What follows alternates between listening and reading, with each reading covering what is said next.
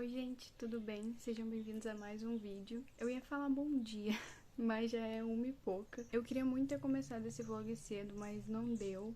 Tava muito barulho por aqui, então eu já vou me desculpar aí pelos próximos vlogs e tudo mais. Porque vlog é assim, né, gente? É dia a dia, aí vira e mexe, tem um vizinho gritando, tem alguma música alta. Vou fazer o possível pra conseguir pegar momentos mais tranquilos. E esse momento geralmente é o mais tranquilo da 1 hora, foi quando eu realmente consegui começar o vídeo, porque eu queria falar com vocês nesse início, então eu queria que ficasse um pouco mais agradável, sabe? Mas já peço desculpas se isso acontecer em algum momento, porque realmente não tem muito como eu controlar, mas vou dar meu melhor. Inclusive está calor pra caramba, eu desliguei o ventilador porque eu quero fazer o áudio ficar bom. Pelo menos eu vou me esforçar bastante. Mas este é o vlog de leitura de Disquite para Titias, já deve estar aí no título. E eu ainda tô me acostumando com esse negócio de fumar, às vezes eu fico assim. Mas tenham paciência. Mas então, nesse vlog eu vou estar começando a leitura de Disquite para Titias, da Jessie Kiel Sutanto. Eu acho que assim fala. Esse livro conta a história. Eu vou apoiar aqui a câmera para ficar mais fácil. Ai, desculpa, caiu a câmera no gato, gente. Olha só. Péssima tutora. Mas tá tudo bem. Nenhum gato foi machucado nesse processo. Bom, apoiei aqui o tripé. Espero que esteja bom o enquadramento. Foi como eu consegui. Mas então, esse é o livro que eu vou ler neste vlog. É o Disquite para Titias, da Jessie Kiel Sutanto. Eu pesquisei o nome dela, né, o sobrenome dela, principalmente no Google, pra ter uma ideia de como fala. E logo que eu coloquei lá, ele puxou para traduzir do indonésio. E aqui atrás, onde fala sobre a autora, fala que ela é da Indonésia, né, que ela tem origens, né, da Indonésia. Então eu acredito que a forma lá que ele traduziu é a correta, que é Sutanto. Então, desse jeito que eu estou falando. Se você assistiu meu último vídeo, você viu que eu falei lá os planos para o canal e também as metas para esse mês de dezembro. Mas se você não viu, eu recomendo bastante que você veja, porque lá eu falei bastante sobre como eu pretendo levar as leituras e os vídeos no canal por aqui. E também falei sobre que para mim é muito importante que a leitura seja prazerosa, que a gente leia sem pressão. E também comentei que eu venho de um momento aí onde eu estava tendo dificuldade de foco, continuo tendo, na verdade. É um caminho aí que eu estou percorrendo e eu expliquei melhor lá. Mas por conta disso eu decidi não colocar uma meta muito extensa e tudo mais. Tá tudo explicadinho lá, eu super recomendo que você veja para entender melhor. Falando um pouco sobre isso, sobre o tempo que eu pretendo ler este livro. Eu planejei colocar 15 dias para mim terminar o livro. Ele tem 347 páginas, então arredondando para 350, eu consigo dividir por esses dias e ficar 25 páginas por dia. Na verdade era para mim ter começado ontem, então eu só tenho 14 dias, porque eu queria muito começar com vocês, então eu não consegui gravar ontem. Mas, se eu não me engano, era com 14 dias que dava 25 certinho. Se eu não me falha a conta. E como eu uso o celular pra gravar, não vou conseguir fazer a conta agora, gente. Mas eu acho que eu tô certa. É isso. Então, a ideia é ler 25 páginas por dia. E para me ajudar nessa leitura, eu decidi usar duas ferramentas. Que foram colocar um post-it na frente do livro. Eu ainda não fiz isso, mas é uma dica que eu vi que a Pan Gonçalves deu. Que é colocar um post-it com todos os dias. E aí você vai ticando quando você lê, né? E no caso, a minha meta não vai ser de 30 minutos por dia, mas sim de páginas. Então, essas são as duas coisas que eu pretendo fazer. Ter um número de páginas e ter também um post-it que eu vou colocar aqui para me incentivar a ticar ali que eu li. Mas eu tô muito animada, todo mundo diz aqui que esse livro é muito legal, muito divertido, e eu acho que é o que eu tô precisando agora, sabe? Então eu acho que vai ser a pedida certa para este momento. Mas vamos falar um pouco sobre o livro, né? Disquite para Titias, da Jessie Kiel Sutanto, é um livro que fala sobre... Assim, eu já li a sinopse e ouvi algumas pessoas falando bem por cima, assim, que foi, né, o que me fez comprar o livro. Mas eu não lembro muito bem. Mas pelo que eu sei, né, é uma menina que ela... Eu acho que ela vai num encontro e aí acidentalmente acaba matando o cara com quem ela tava no encontro. Sei que rola esse assassinato e E ela liga para tias dela, né, pra mãe e para tias dela ajudar ela. E pelo que eu entendi, elas têm uma empresa de casamentos, algo assim. E elas têm um grande casamento para ser feito. E daí elas levam o morto junto, porque a festa não pode parar, eles precisam disso, a empresa tá precisando. Então eles vão, e aí eu acho que lá tem um outro interesse amoroso, alguma coisa vai acontecer, é uma loucura, gente, é quase que uma novela mexicana.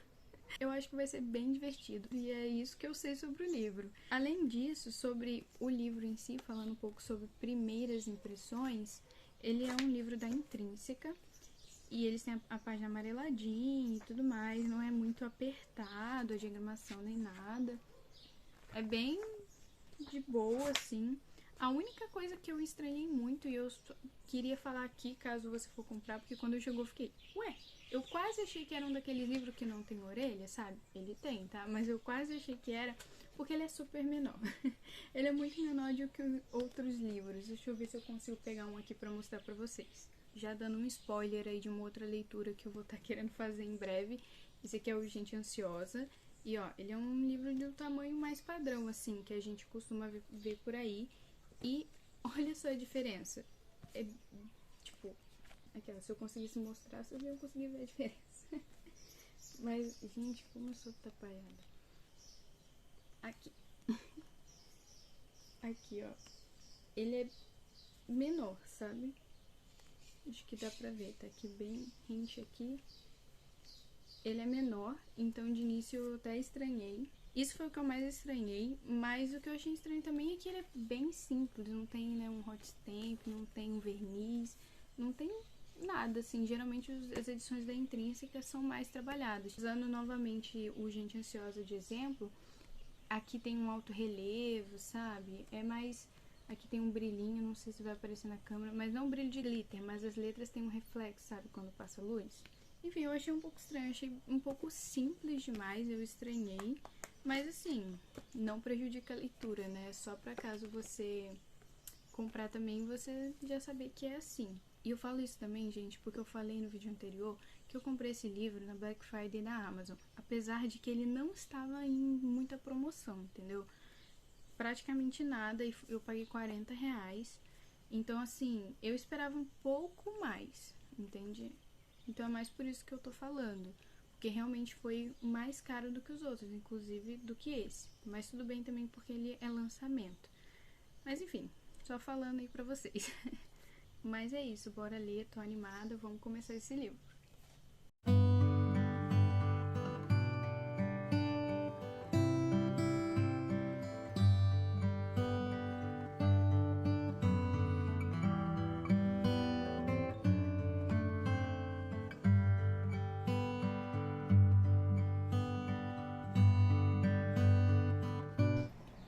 Como que vocês começam a leitura? Me contem aí. Eu sempre gosto de ler tudo primeiro.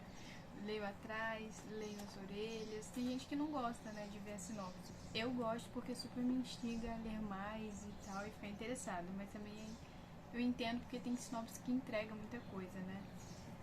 Mas assim, é mais ou menos aquilo que eu me lembrava. Tem um encontro, o cara morre, ou ela assassina acidentalmente, alguma coisa assim. E tem esse casamento, enfim. Eu vou ler aqui que tem 3 frases, eu acho que explica melhor que eu. Um assassinato acidental, um casamento com 2.000 convidados, 3 gerações de uma família sino-indonésia nos Estados Unidos. E as tias mais intrometidas do mundo prontas para salvar o dia. Então é isso, tem também esse é o nome disso, fulano, que fala? Eu esqueci agora, mas um comentário aqui da Beth O'Leary, né, autora de Teto para Dois. E é isso. Vamos começar.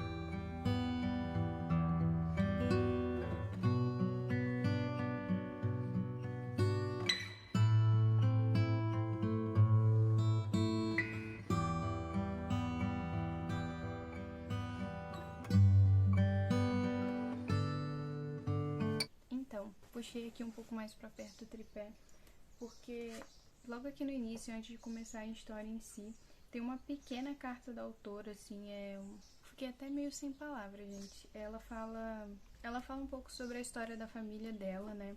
Os avós dela eram chineses e aí eles emigraram para a Indonésia. E, cara, é muito louco. E eles mudaram o sobrenome deles para evitar a xenofobia. Então, realmente, o Google estava certo. Portanto, é um sobrenome indonésio. Então, nessa carta, ela fala que os avós dela, os quatro, né, avós dela, mudaram da China para a Indonésia. E eles mudaram de sobrenome, começaram a falar o indonésio para poder evitar a xenofobia. E por sua vez, os pais dela, eles tinham como primeira língua o indonésio e depois o mandarim, né? E na vez dela, assim, né, na geração dela, eles foram mandados para Singapura para também evitar conflitos que estavam acontecendo lá nessa época. E ela fala que ela lá adotou o inglês como primeira língua, que ela fala o inglês, fala o mandarim porque ela estudou por muito tempo e entende bem pouco do indonésio.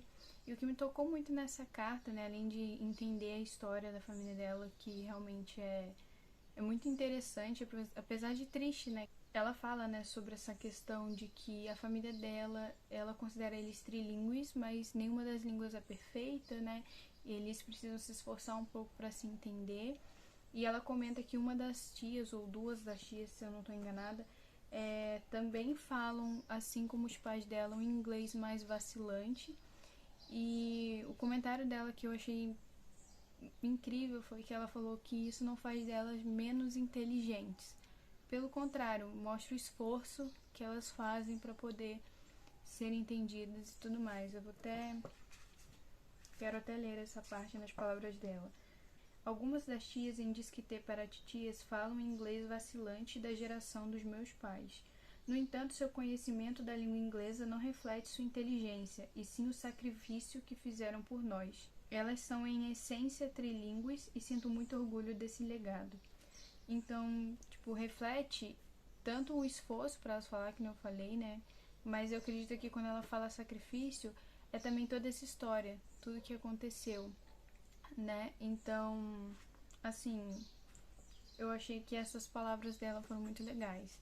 Ela ainda encerra falando sobre que um livro não reflete toda uma cultura, né? No sentido de que a cultura asiática é muito grande, então você não pode, né, claro, se basear em apenas uma história. Ela fala o seguinte: tenho consciência de que ao escrever isso estou me posicionando sobre uma linha muito tênue entre a autenticidade e o estereótipo, e espero que eu consiga desconstruir o segundo. E aí ela fala que, né, como eu comentei, que esse livro não representa toda a cultura asiática em termo absoluto, né, porque é muito vasto. E ela encerra aqui essa carta de uma forma muito... eu me senti um abraço, sabe? Aquele abraço que você tá precisando. Espero que essa história lhe proporcione uma pequena amostra do intenso amor com que minha família nos criou e que nos protege até hoje. Saudações, Jessie. Ela fala de uma forma bem breve, mas fala sobre muitas coisas que me tocaram. Foi muito bonitinho. Mas enfim, eu quis passar isso pra vocês. Isso já mostra que esse livro vai ser muito bom. Com certeza, porque eu sinto que ela teve todo o cuidado, assim, de mostrar pra gente o que esse livro representa, sabe? Ela até fala aqui no começo: este livro é uma carta de amor para a minha família. Uma turma ridiculamente grande marcada por uma longa história de imigração. Então, gente, eu vou parar de ler aqui, senão daqui a pouco eu leio a carta inteira na moça. Mas, sei lá, eu acho que deu pra ver a importância dessa história pra ela e pra família dela, né? Então, me tocou. Mas então eu vou continuar lendo e depois eu volto com vocês, senão eu não vou parar de falar.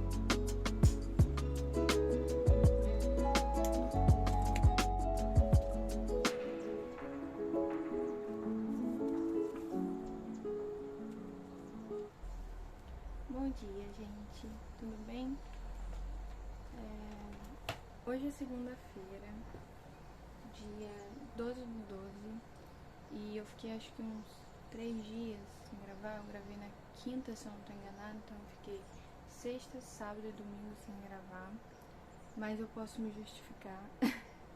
Acabou acontecendo que na quinta eu precisava muito editar o vídeo que entraria no sábado, né? Que no caso entrou no sábado, graças a Deus. Mas na quinta eu pretendia editar ele e acontece que durante a semana foi acontecendo assim um monte de coisa e o editor não queria funcionar, gente. O PCzinho da Xuxa não tava rodando, o editor tava travando. Então a gente foi, isso já tava acontecendo, então a gente foi, né, eu e meu namorado fomos tentando ali ver o que a gente conseguia fazer. E acontece que a gente não conseguiu resolver. E aí, na quinta, que era o dia que eu iria editar, eu não consegui. E eu fiquei assim, na sexta-feira, nessa função. Na sexta eu comecei a editar no computador do meu namorado, porque no meu não tava funcionando. Só que ele também tem as coisas dele pra fazer, né? Então eu aproveitei o horário que ele tava no trabalho pra fazer isso. E aí eu comecei a editar de manhã, mas é um programa que eu ainda tô aprendendo a mexer, sabe? Então, mesmo eu tendo ficado a manhã inteira fazendo, eu não consegui terminar. E o vídeo não era grande. Não é tão fácil assim, tipo, não que pareça fácil, mas realmente não é fácil essa questão do editor. E aí eu não consegui terminar e eu queria postar no sábado de manhã, né? Até falei sobre isso no vídeo, se você não assistiu, assiste lá, por favor. Né? Falei que eu queria postar no sábado, né? E aí eu acabei no sábado também ficando o dia inteiro. Demorei bem mais do que eu tava esperando pra conseguir editar. E felizmente saiu às 8 da noite. Mas saiu, o importante é que saiu. Mas aí eu fiquei o dia inteiro nessa função, assim, não consegui gravar nada porque eu tava tipo, não, eu preciso terminar, preciso postar esse vídeo.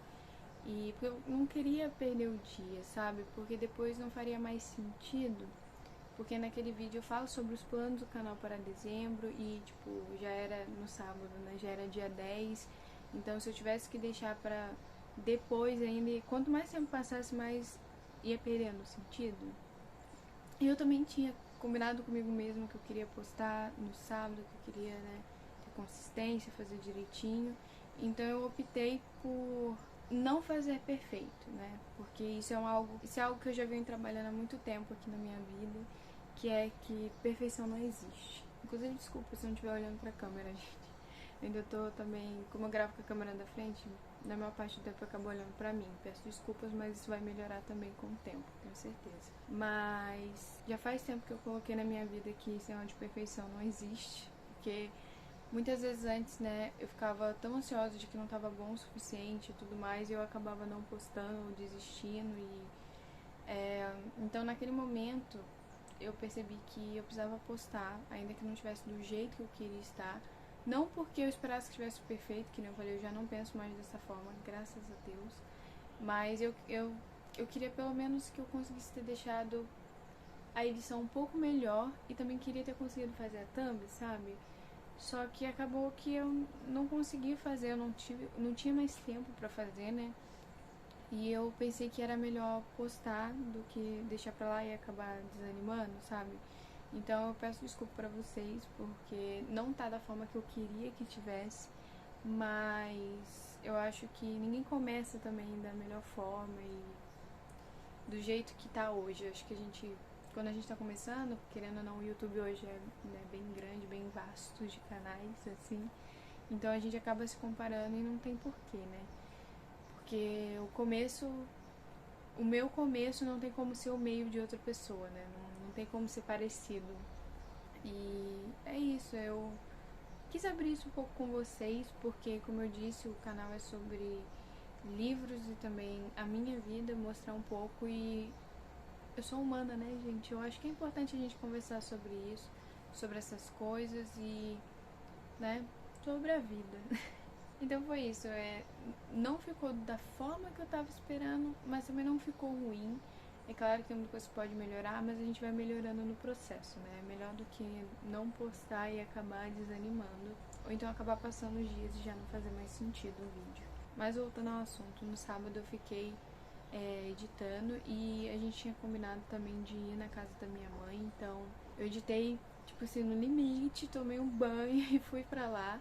Eu até filmei algumas coisinhas lá com a minha irmã, mas a luz não tava muito boa, então eu não sei se eu vou conseguir salvar essas imagens aí no vlog, mas se eu conseguir, provavelmente vocês já viram elas. A gente tava fazendo um pão de alho com bacon, ficou bom, ficou bem bom.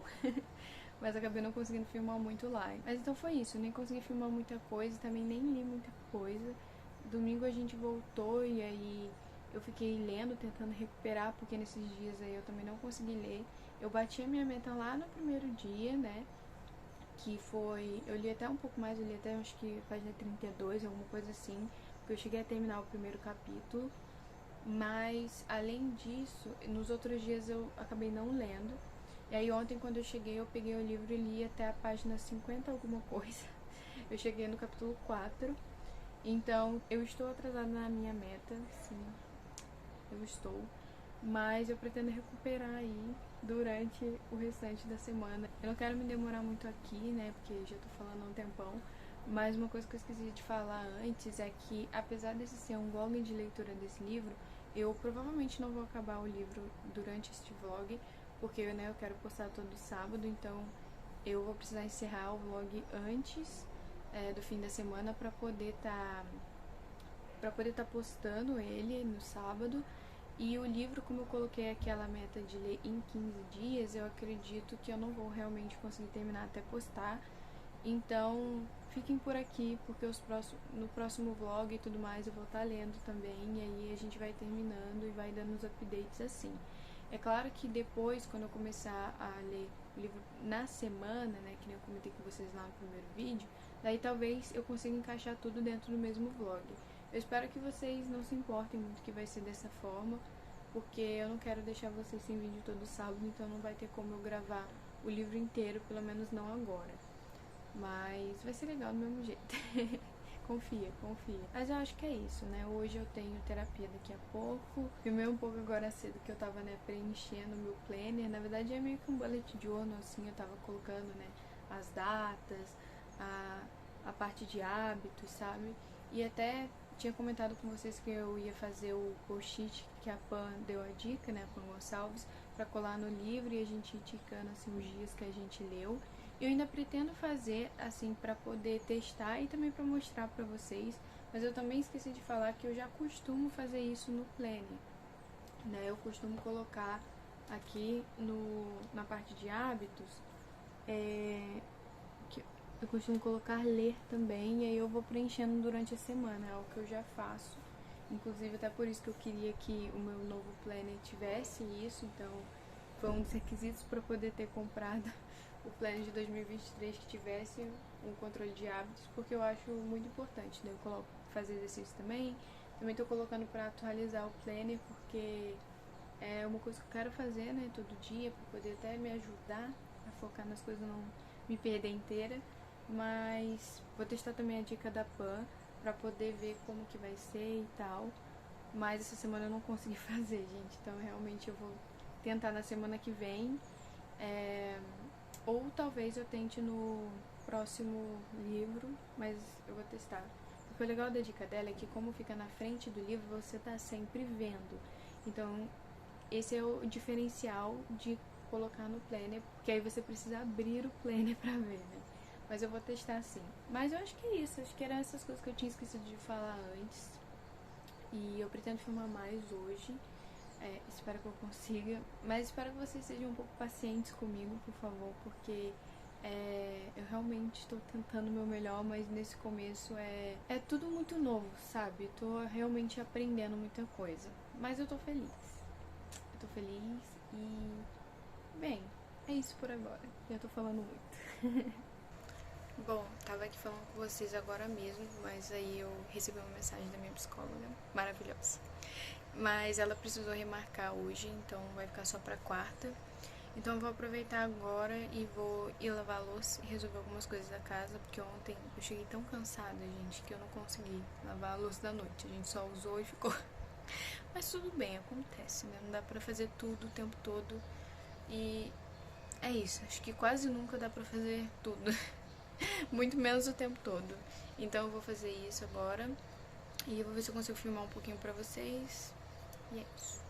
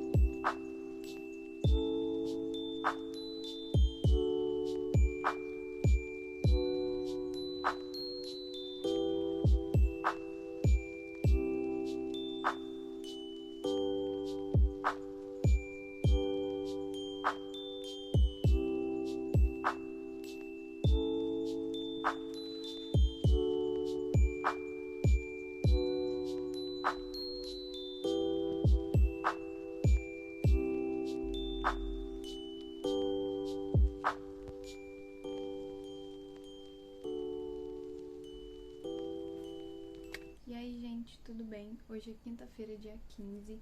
Eu tava aqui editando o começo deste vlog e eu vim aqui falar com vocês sobre dar um update do livro, né? Porque eu acho que até agora, pelo que eu tava percebendo aqui, depois daquele primeiro momento em que eu falei lá do começo do livro, do que eu sabia e tal, e também da carta da autora, eu acho que eu não dei nenhum update até aqui. Desse quarto eu não consegui gravar. Terça, porque eu estava decidida que eu ia ler naquele dia, os dias que eu acabei não lendo, né? Eu ia bater a meta daqueles dias. Só que assim, é aquilo que eu falei lá no começo, não adianta a gente colocar uma meta muito grande, uma pressão muito grande em cima da gente, que a gente acaba, em vez de conseguir ir além, a gente se sente pressionado e fica travado, né? Então, não só na terça eu não consegui. Acho que se eu bati a meta. Acho que eu li o do dia, né? Que era a minha meta. E li um pouquinho, mas também não conseguia bater a meta do outro dia que eu tava atrasada. Acho que eu tava 2 dias atrasada. Inclusive, ainda estou. E aí, quando chegou na quarta, eu não pude me sentindo muito bem, sabe? Eu acho que até pode ter sido, assim, disso, de eu ter me pressionado, assim. Eu não tava me sentindo muito bem, daí eu não queria gravar meio mal, sabe? E aí eu fiquei o dia todo meio que procrastinando tudo. Inclusive eu queria muito ter começado a editar ontem, acabei não começando. Mas estamos aqui hoje, isso que importa. Então, neste momento eu já li até a página 125, que na verdade é onde começa a segunda parte do livro, que até que foi bem legal, que acabou ficando um update interessante, né, dessa primeira parte. Mas eu queria ter vindo falar no começo, pelo menos, essa primeira impressão. Então eu vou aos poucos, vamos começando por lá. A minha primeira impressão do livro, assim, a primeira coisa que eu achei diferente, assim, interessante de falar com vocês é que ela não chama as tias pelo nome. Ela chama de grande tia, segunda tia e quarta tia. E a mãe dela, que eu acredito que é a terceira, né? Ela chama de Má, que eu acredito que seja o equivalente à mãe, né? E eu fiquei me perguntando, assim, por quê? Eu não cheguei a pesquisar, acho que eu até vou tentar pesquisar depois. Mas se você souber aí, deixa nos comentários do porquê que ela chama elas desse jeito. Eu consegui pensar em duas possibilidades.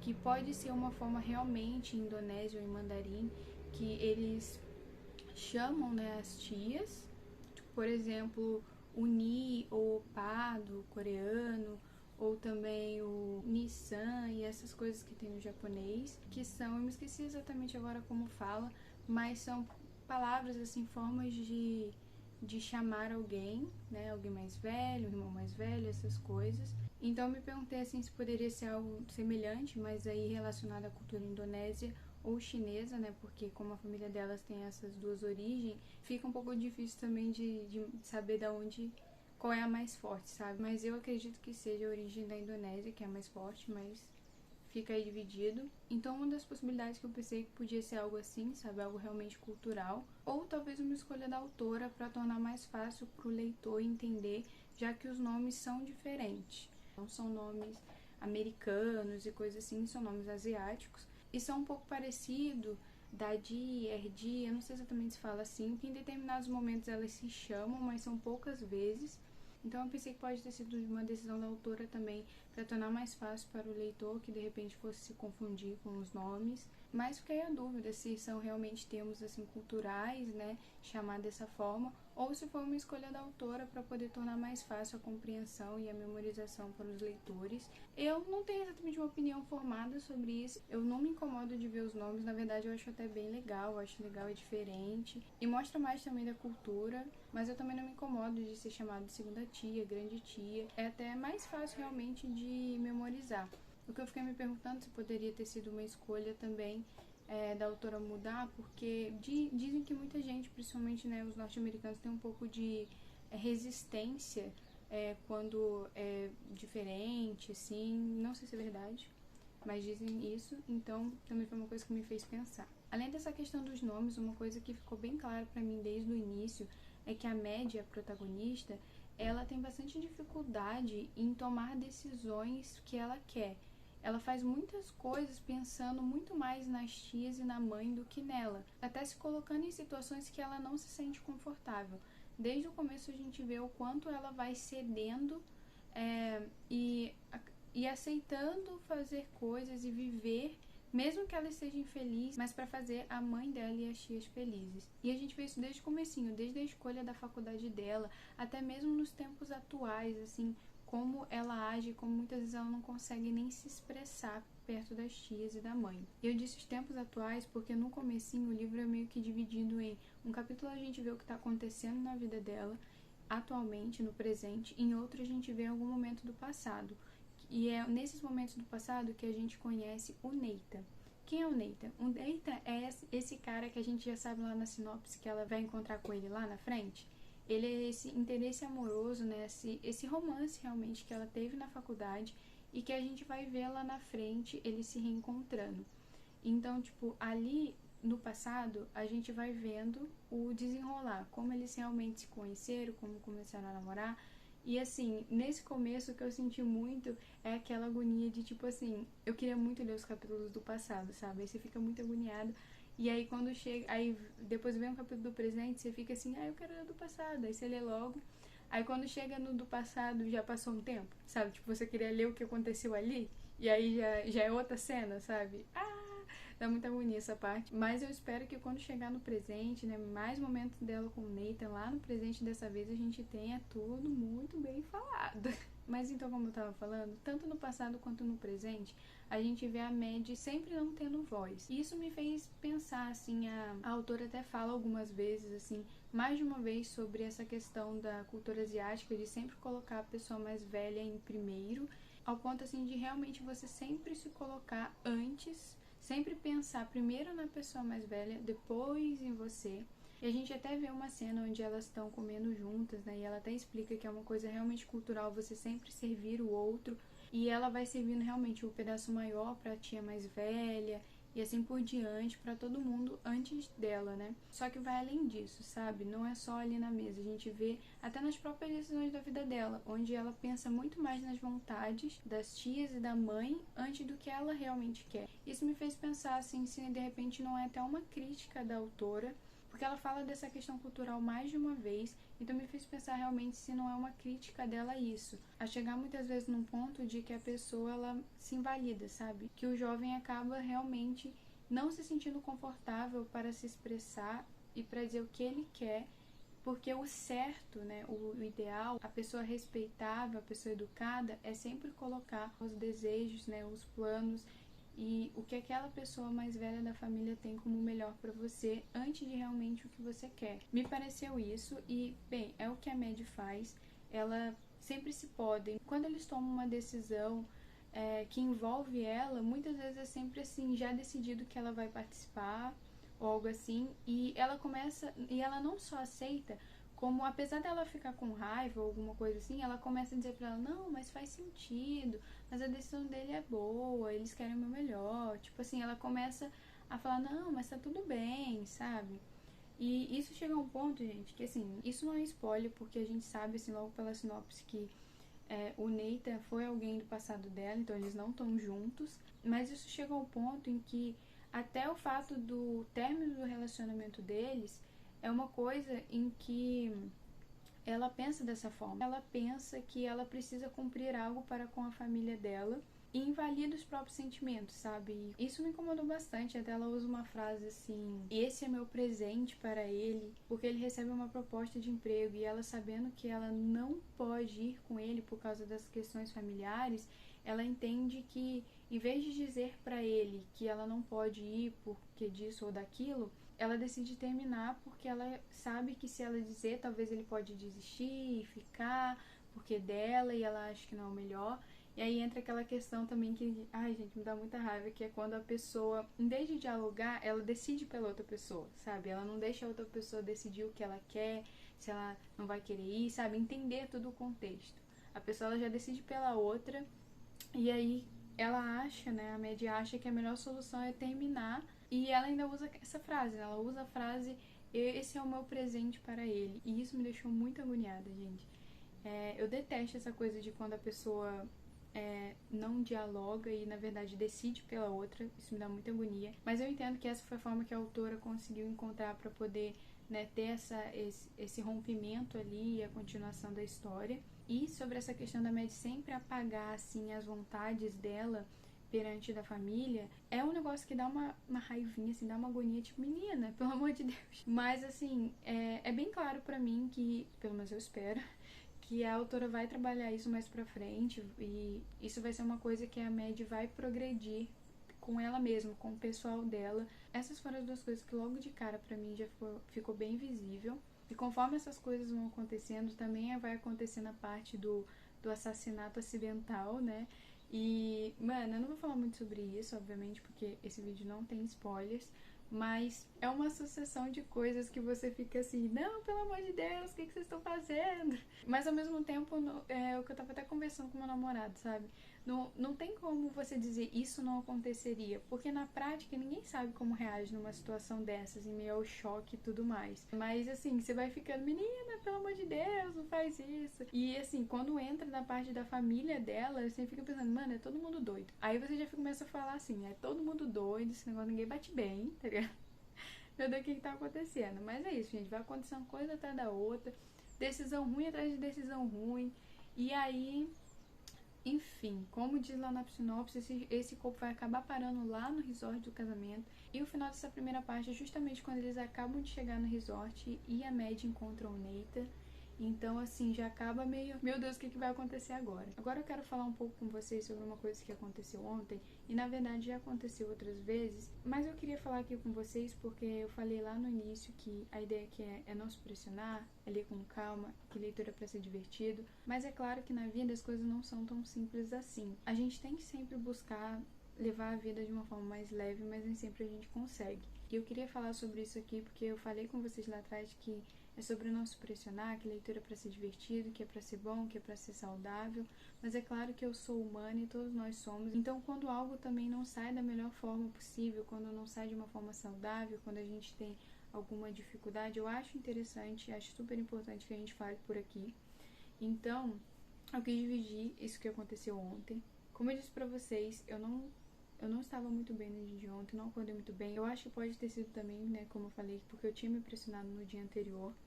Mas ontem eu não estava me sentindo bem. Então, quando eu fui ler, eu senti que eu já estava bem ansiosa, sabe, gente? Porque eu queria realmente voltar certinho pra minha meta, sabe? Porque eu estava com 2 dias atrasada, então eu queria ler.